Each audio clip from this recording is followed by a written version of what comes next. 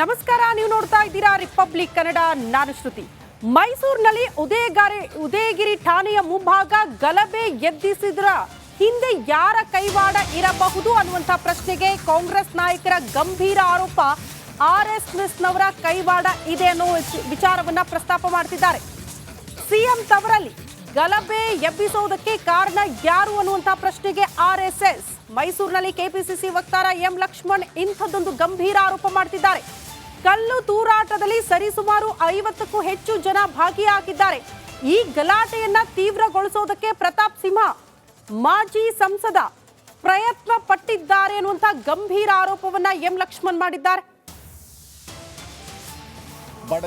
ಇದು ಈ ವ್ಯಕ್ತಿ ಸುರೇಶ್ ಅಲಿಯಾಸ್ ಪಾಂಡುರಂಗ ಅನ್ನುವಂತನು ಪಕ್ಕ RSS ಕಾರ್ಯಕರ್ತ, ಬಿಜೆಪಿ ಕಾರ್ಯಕರ್ತ. ನೆಕ್ಸ್ಟ್ ಅವನು ಕಲ್ಯಾಣಗಿರಿಯಿಂದ is one of the aspirant for contesting corporation election. Is ಪಕ್ಕ ಪ್ರತಾಪ್ ಸಿಂಹ ಅವರ ಬಂಟ, ಬಲಗೈ ಬಂಟ. ಇದನ್ನು ಇವನೇ ಮಾಡಿ ಕಂಪ್ಲೇಂಟ್ ಕೊಡುವಂಥದಕ್ಕೆ ಬಂದ ಸಂದರ್ಭದಲ್ಲಿ ಗಲಾಟೆ ಸೃಷ್ಟಿ ಮಾಡುವಂಥ ಒಂದು ಹುನ್ನಾರವನ್ನು BJP RSSನವರೇ ಮಾಡಿದ್ದಾರೆ. ನನಗಿರುವಂಥ ಮಾಹಿತಿ ಪ್ರಕಾರ, ಖಚಿತ ಮಾಹಿತಿ ಪ್ರಕಾರ ಸುಮಾರು 300 ಜನ RSSನವರು ಈ ಒಳಗಡೆ ಎಂಟ್ರಿ ತಗೊಂಡವ್ರು ಮೈಸೂರಿಗೆ ಅಂತ. ಅದರಲ್ಲಿ ಒಂದು 50-60 ಜನ ಇಲ್ಲೇ ಓಡಾಡ್ತಾವ್ರೆ ಅಂತ. ನೆನ್ನೆ ಗಲಾಟೆ ಕಲ್ಲು ಎಸ್ತಿದೆ ಅನ್ನುವಂಥದ್ದು ಏನು ಆಪಾದನೆ ಇದೆ. ಅದರಲ್ಲಿ ಬಹುತೇಕ RSS ಕಾರ್ಯಕರ್ತರು ಟೋಪಿ ಹಾಕೊಂಡು ಮುಸ್ಲಿಂ ಸಮುದಾಯದ ವೇಷವನ್ನು ತೊಟ್ಟು ಬಂದು ಗಲಾಟೆ ಮಾಡಿರುವಂಥದ್ದು ನಮಗಿರುವಂಥ ಮಾಹಿತಿ. ಇದು ಈ ವ್ಯಕ್ತಿ. ನಮಸ್ಕಾರ, ನೀವು ನೋಡ್ತಾ ಇದ್ದೀರಾ ರಿಪಬ್ಲಿಕ್ ಕನ್ನಡ. ನಾನು ಶ್ರುತಿ. ಮೈಸೂರಿನಲ್ಲಿ ಉದಯಗಿರಿ ಠಾಣೆಯ ಮುಂಭಾಗ ಗಲಭೆ ಎದ್ದಿಸಿದ್ರ ಹಿಂದೆ ಯಾರ ಕೈವಾಡ ಇರಬಹುದು ಅನ್ನುವಂಥ ಪ್ರಶ್ನೆಗೆ ಕಾಂಗ್ರೆಸ್ ನಾಯಕರ ಗಂಭೀರ ಆರೋಪ.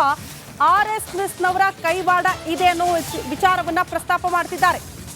ಸಿಎಂ ತವರಲ್ಲಿ ಗಲಭೆ ಎಬ್ಬಿಸೋದಕ್ಕೆ ಕಾರಣ ಯಾರು ಅನ್ನುವಂಥ ಪ್ರಶ್ನೆಗೆ ಆರ್ಎಸ್ಎಸ್. ಮೈಸೂರಿನಲ್ಲಿ ಕೆಪಿಸಿಸಿ ವಕ್ತಾರ ಎಂ ಲಕ್ಷ್ಮಣ್ ಇಂಥದ್ದೊಂದು ಗಂಭೀರ ಆರೋಪ ಮಾಡ್ತಿದ್ದಾರೆ. ಕಲ್ಲು ತೂರಾಟದಲ್ಲಿ ಸರಿಸುಮಾರು 50ಕ್ಕೂ ಹೆಚ್ಚು ಜನ ಭಾಗಿಯಾಗಿದ್ದಾರೆ. ಈ ಗಲಾಟೆಯನ್ನ ತೀವ್ರಗೊಳಿಸೋದಕ್ಕೆ ಪ್ರತಾಪ್ ಸಿಂಹ, ಮಾಜಿ ಸಂಸದ ಪ್ರಯತ್ನ ಪಟ್ಟಿದ್ದಾರೆ ಅನ್ನುವಂಥ ಗಂಭೀರ ಆರೋಪವನ್ನ ಎಂ ಲಕ್ಷ್ಮಣ್ ಮಾಡಿದ್ದಾರೆ. ಇದು ಈ ವ್ಯಕ್ತಿ ಸುರೇಶ್ ಅಲಿಯಾಸ್ ಪಾಂಡುರಂಗ ಅನ್ನುವಂತನು ಪಕ್ಕ RSS ಕಾರ್ಯಕರ್ತ, ಬಿಜೆಪಿ ಕಾರ್ಯಕರ್ತ. ನೆಕ್ಸ್ಟ್ ಅವನು ಕಲ್ಯಾಣಗಿರಿಯಿಂದ is one of the aspirant for contesting corporation election. Is ಪಕ್ಕ ಪ್ರತಾಪ್ ಸಿಂಹ ಅವರ ಬಂಟ, ಬಲಗೈ ಬಂಟ. ಇದನ್ನು ಇವನೇ ಮಾಡಿ ಕಂಪ್ಲೇಂಟ್ ಕೊಡುವಂಥದಕ್ಕೆ ಬಂದ ಸಂದರ್ಭದಲ್ಲಿ ಗಲಾಟೆ ಸೃಷ್ಟಿ ಮಾಡುವಂಥ ಒಂದು ಹುನ್ನಾರವನ್ನು BJP RSSನವರೇ ಮಾಡಿದ್ದಾರೆ. ನನಗಿರುವಂಥ ಮಾಹಿತಿ ಪ್ರಕಾರ, ಖಚಿತ ಮಾಹಿತಿ ಪ್ರಕಾರ ಸುಮಾರು 300 ಜನ RSSನವರು ಈ ಒಳಗಡೆ ಎಂಟ್ರಿ ತಗೊಂಡವ್ರು ಮೈಸೂರಿಗೆ ಅಂತ. ಅದರಲ್ಲಿ ಒಂದು 50-60 ಜನ ಇಲ್ಲೇ ಓಡಾಡ್ತಾವ್ರೆ ಅಂತ. ನೆನ್ನೆ ಗಲಾಟೆ ಕಲ್ಲು ಎಸ್ತಿದೆ ಅನ್ನುವಂಥದ್ದು ಏನು ಆಪಾದನೆ ಇದೆ. ಅದರಲ್ಲಿ ಬಹುತೇಕ RSS ಕಾರ್ಯಕರ್ತರು ಟೋಪಿ ಹಾಕೊಂಡು ಮುಸ್ಲಿಂ ಸಮುದಾಯದ ವೇಷವನ್ನು ತೊಟ್ಟು ಬಂದು ಗಲಾಟೆ ಮಾಡಿರುವಂಥದ್ದು ನಮಗಿರುವಂಥ ಮಾಹಿತಿ. ಇದು ಈ ವ್ಯಕ್ತಿ. ನಮಸ್ಕಾರ, ನೀವು ನೋಡ್ತಾ ಇದ್ದೀರಾ ರಿಪಬ್ಲಿಕ್ ಕನ್ನಡ. ನಾನು ಶ್ರುತಿ. ಮೈಸೂರಿನಲ್ಲಿ ಉದಯಗಿರಿ ಠಾಣೆಯ ಮುಂಭಾಗ ಗಲಭೆ ಎದ್ದಿಸಿದ್ರ ಹಿಂದೆ ಯಾರ ಕೈವಾಡ ಇರಬಹುದು ಅನ್ನುವಂಥ ಪ್ರಶ್ನೆಗೆ ಕಾಂಗ್ರೆಸ್ ನಾಯಕರ ಗಂಭೀರ ಆರೋಪ. ಆರ್ಎಸ್ಎಸ್ನವರ ಕೈವಾಡ ಇದೆ ಅನ್ನೋ ವಿಚಾರವನ್ನ ಪ್ರಸ್ತಾಪ ಮಾಡ್ತಿದ್ದಾರೆ. ಸಿಎಂ ತವರಲ್ಲಿ ಗಲಭೆ ಎಬ್ಬಿಸೋದಕ್ಕೆ ಕಾರಣ ಯಾರು ಅನ್ನುವಂಥ ಪ್ರಶ್ನೆಗೆ ಆರ್ಎಸ್ಎಸ್. ಮೈಸೂರಿನಲ್ಲಿ ಕೆಪಿಸಿಸಿ ವಕ್ತಾರ ಎಂ ಲಕ್ಷ್ಮಣ್ ಇಂಥದ್ದೊಂದು ಗಂಭೀರ ಆರೋಪ ಮಾಡ್ತಿದ್ದಾರೆ. ಕಲ್ಲು ತೂರಾಟದಲ್ಲಿ ಸರಿಸುಮಾರು 50ಕ್ಕೂ ಹೆಚ್ಚು ಜನ ಭಾಗಿಯಾಗಿದ್ದಾರೆ. ಈ ಗಲಾಟೆಯನ್ನ ತೀವ್ರಗೊಳಿಸೋದಕ್ಕೆ ಪ್ರತಾಪ್ ಸಿಂಹ, ಮಾಜಿ ಸಂಸದ ಪ್ರಯತ್ನ ಪಟ್ಟಿದ್ದಾರೆ ಅನ್ನುವಂಥ ಗಂಭೀರ ಆರೋಪವನ್ನ ಎಂ ಲಕ್ಷ್ಮಣ್ ಮಾಡಿದ್ದಾರೆ. ಇದು ಈ ವ್ಯಕ್ತಿ ಸುರೇಶ್ ಅಲಿಯಾಸ್ ಪಾಂಡುರಂಗ ಅನ್ನುವಂತನು ಪಕ್ಕ RSS ಕಾರ್ಯಕರ್ತ, ಬಿಜೆಪಿ ಕಾರ್ಯಕರ್ತ. ನೆಕ್ಸ್ಟ್ ಅವನು ಕಲ್ಯಾಣಗಿರಿಯಿಂದ is one of the aspirant for contesting corporation election. Is ಪಕ್ಕ ಪ್ರತಾಪ್ ಸಿಂಹ ಅವರ ಬಂಟ, ಬಲಗೈ ಬಂಟ. ಇದನ್ನು ಇವನೇ ಮಾಡಿ ಕಂಪ್ಲೇಂಟ್ ಕೊಡುವಂಥದಕ್ಕೆ ಬಂದ ಸಂದರ್ಭದಲ್ಲಿ ಗಲಾಟೆ ಸೃಷ್ಟಿ ಮಾಡುವಂಥ ಒಂದು ಹುನ್ನಾರವನ್ನು BJP RSSನವರೇ ಮಾಡಿದ್ದಾರೆ. ನನಗಿರುವಂಥ ಮಾಹಿತಿ ಪ್ರಕಾರ, ಖಚಿತ ಮಾಹಿತಿ ಪ್ರಕಾರ ಸುಮಾರು 300 ಜನ RSSನವರು ಈ ಒಳಗಡೆ ಎಂಟ್ರಿ ತಗೊಂಡವ್ರು ಮೈಸೂರಿಗೆ ಅಂತ. ಅದರಲ್ಲಿ ಒಂದು 50-60 ಜನ ಇಲ್ಲೇ ಓಡಾಡ್ತಾವ್ರೆ ಅಂತ. ನೆನ್ನೆ ಗಲಾಟೆ ಕಲ್ಲು ಎಸ್ತಿದೆ ಅನ್ನುವಂಥದ್ದು ಏನು ಆಪಾದನೆ ಇದೆ.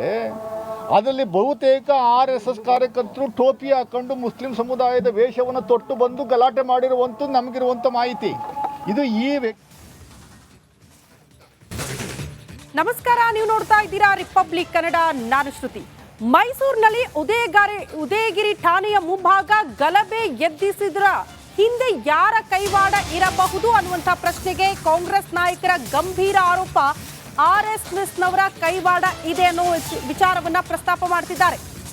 ಸಿಎಂ ತವರಲ್ಲಿ ಗಲಭೆ ಎಬ್ಬಿಸೋದಕ್ಕೆ ಕಾರಣ ಯಾರು ಅನ್ನುವಂಥ ಪ್ರಶ್ನೆಗೆ RSS. ಮೈಸೂರಿನಲ್ಲಿ ಕೆಪಿಸಿಸಿ ವಕ್ತಾರ ಎಂ ಲಕ್ಷ್ಮಣ್ ಇಂಥದ್ದೊಂದು ಗಂಭೀರ ಆರೋಪ ಮಾಡ್ತಿದ್ದಾರೆ. ಕಲ್ಲು ತೂರಾಟದಲ್ಲಿ ಸರಿಸುಮಾರು 50ಕ್ಕೂ ಹೆಚ್ಚು ಜನ ಭಾಗಿಯಾಗಿದ್ದಾರೆ.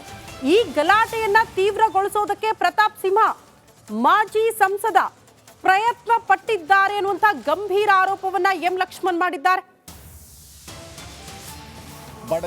ಇದು ಈ ವ್ಯಕ್ತಿ ಸುರೇಶ್ ಅಲಿಯಾಸ್ ಪಾಂಡುರಂಗ ಅನ್ನುವಂತನು ಪಕ್ಕ RSS ಕಾರ್ಯಕರ್ತ, BJP ಕಾರ್ಯಕರ್ತ. ನೆಕ್ಸ್ಟ್ ಅವನು ಕಲ್ಯಾಣಗಿರಿಯಿಂದ is one of the aspirant for contesting corporation election. Is ಪಕ್ಕ ಪ್ರತಾಪ್ ಸಿಂಹ ಅವರ ಬಂಟ, ಬಲಗೈ ಬಂಟ. ಇದನ್ನು ಇವನೇ ಮಾಡಿ ಕಂಪ್ಲೇಂಟ್ ಕೊಡುವಂಥದಕ್ಕೆ ಬಂದ ಸಂದರ್ಭದಲ್ಲಿ ಗಲಾಟೆ ಸೃಷ್ಟಿ ಮಾಡುವಂಥ ಒಂದು ಹುನ್ನಾರವನ್ನು BJP RSSನವರೇ ಮಾಡಿದ್ದಾರೆ. ನನಗಿರುವಂಥ ಮಾಹಿತಿ ಪ್ರಕಾರ, ಖಚಿತ ಮಾಹಿತಿ ಪ್ರಕಾರ ಸುಮಾರು 300 ಜನ RSSನವರು ಈಗ ಒಳಗಡೆ ಎಂಟ್ರಿ ತಗೊಂಡವ್ರು ಮೈಸೂರಿಗೆ ಅಂತ.